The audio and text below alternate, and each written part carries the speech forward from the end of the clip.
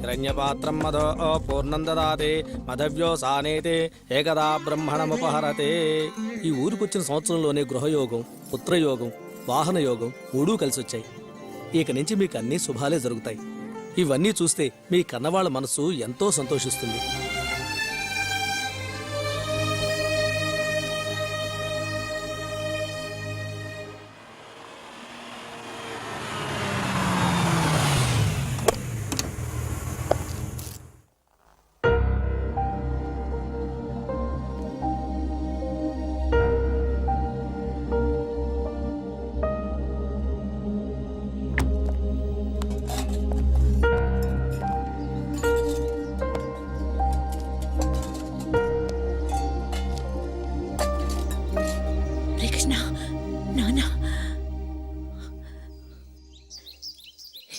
ఎందుకురా? అయ్యో,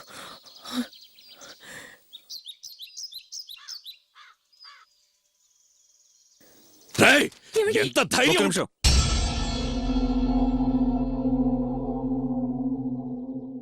ఇంతవరకు మీరే నాతో మాట్లాడేవారు. నేను మీ ముందు మాట్లాడిందే లేదు. పిల్లలు మాట్లాడేది విని పెద్దవాళ్ళు మురిసిపోతారు. కానీ మీరు ఓ విచిత్రమైన వ్యక్తి. నన్ను ఇంతవరకు మాట్లాడనివ్వలేదు. మొదటిసారిగా నేను మీ ముందు మాట్లాడుతున్నాను. 2 నిమిషాలే, ప్లీజ్.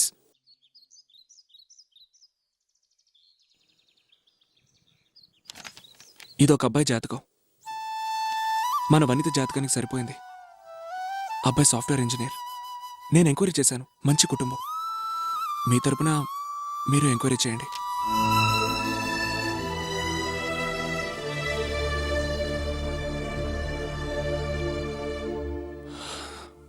నేను మీతో మాట్లాడతానని చెప్పింది. ఇంతవరకు నేను మిమ్మల్ని నాన్న అని పిలవనే లేదు. వస్తా నాన్న, అలాగే నాన్న అని కూడా అనలేదు. వస్తాను, అలాగే వెళ్తాను, ఇలా మాత్రమే అంటుండేవాణ్ణి. కానీ నాకు మీతో మాట్లాడాలని, కబుర్లు చెప్పాలని ఆశ ఉండేది. ఎంతోమంది వాళ్ళ తండ్రులతో జాలీగాను ఫ్రెండ్లీగాను మాట్లాడడం చూసి అసూయపడ్డాను, ఆరాటపడ్డాను.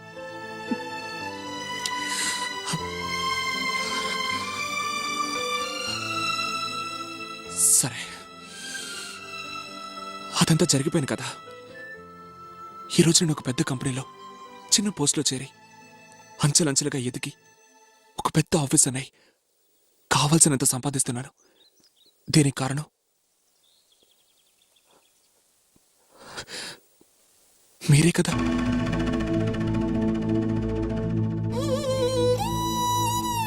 కృషి అంటే ఏంటి, ప్రయత్నం అంటే ఏంటి, పట్టుదల అంటే ఏంటి, ఇవన్నీ నేను మీ దగ్గరే నేర్చుకున్నాను.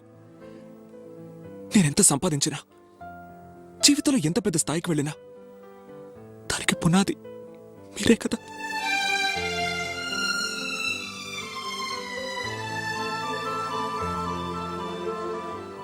మీలో ఏం తక్కువ?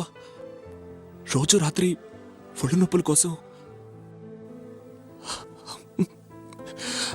అది మన ఇంట్లోనే కదా. అది తప్ప మిమ్మల్ని ఎవరైనా ఇక్కడ చూశాను అక్కడ చూశాను అన్నారా? లేదా మీకెవరైనా ఒక ఫ్రెండ్ ఉన్నాడా? కొట్టు వదిలితే ఇల్లు, మీకున్న కోపతాపాన్ని మా మీద చూపించారు, అంతే కదా.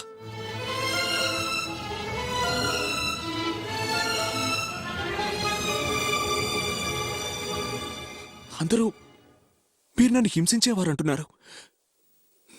నాకు బాధ ఉండేది, కానీ నాకిప్పుడు అర్థమవుతోంది. మీరు నన్ను రాటు తేల్చారు, కొంచెం కొంచెంగా తీర్చిదిద్దారు. ఇవన్నీ నేను మీ దగ్గర నేర్చుకున్నా మంచి విషయాలు. ఇప్పుడు కూడా నా భార్య పిల్లల్ని తీసుకొద్దామని అనుకున్నాను.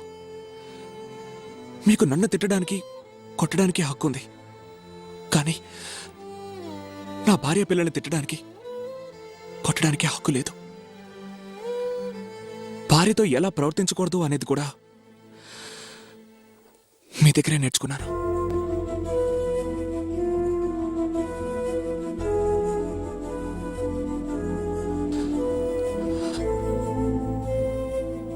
నేను మీ నుంచి మీ కొడుకు అడిగేదల్లా ఒకే ఒకటి.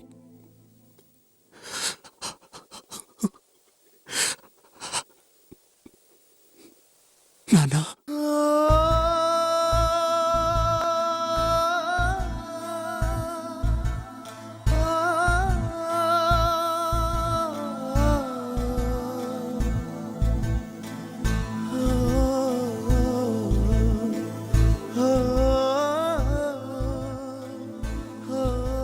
మీ అబ్బాయిగా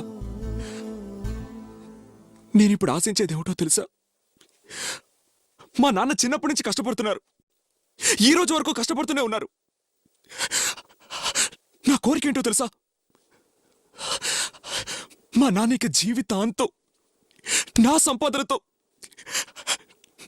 నా ఇంట్లో కూర్చొని దర్జాగా తినాలన్నదే.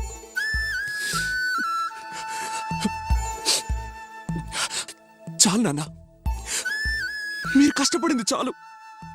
ఈ కుటుంబం కోసమే కదా మీరు ఇంత కష్టపడ్డారు. నేనున్నాను, నేను చూసుకుంటాను నాన్న. దయచేసి నాతో వచ్చేయండి నాన్న. మనమంతా ఒకటిగా కలిసి సంతోషంగా ఉందో.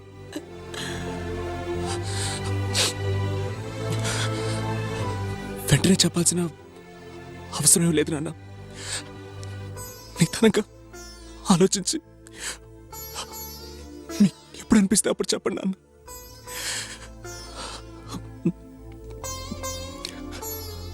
వస్తానన్న.